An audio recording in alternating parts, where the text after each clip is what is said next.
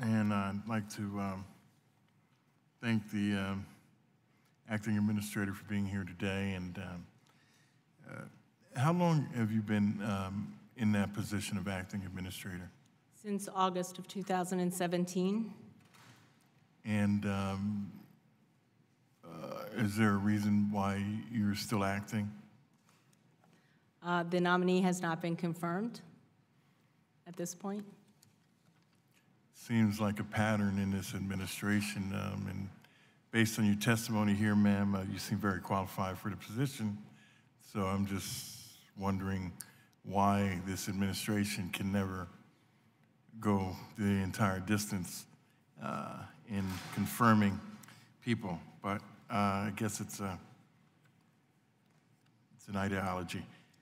Oh, let me be clear, my name is not before the Senate for confirmation. I'd nominate you. Let me just say, you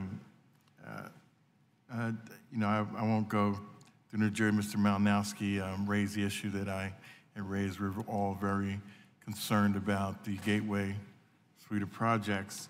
And during your testimony, you know, I had my staff check to follow up on some of the points that you made. And thanks to technology, I have a response already from the state of New Jersey on Wonderful. The comments you made. And it's basically that the ball is actually in your court, and the board approved $600 million last year for the NJ Transit project that we're discussing, and the state approved the budget in June.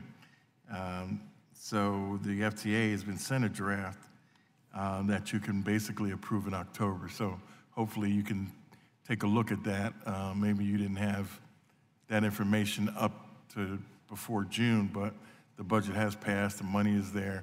There's no other threshold that the state of New Jersey has to meet other than you acting on it. Our understanding is that New Jersey Transit still needs to have their board sign off on it before it comes back to FTA. So maybe that's transpired since I've last talked to my technical team, but we'd be happy to take a look at it for sure. Okay, thank you.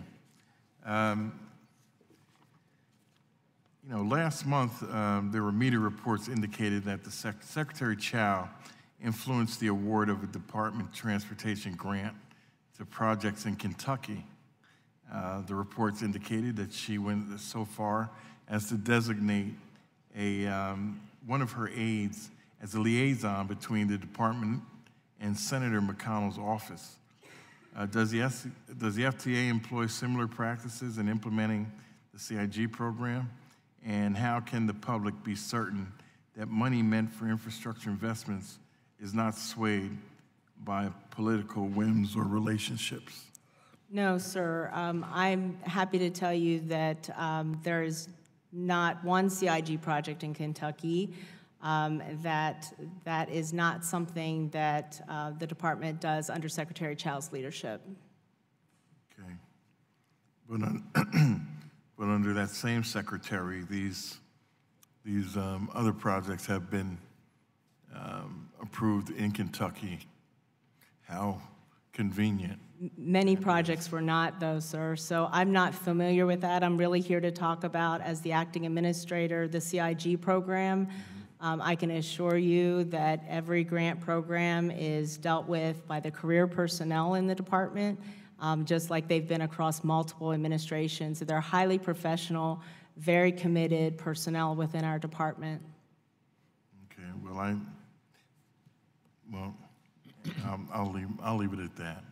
I had something else to say, but I better not. Thank you. I yield back. Well, thank you, Mr.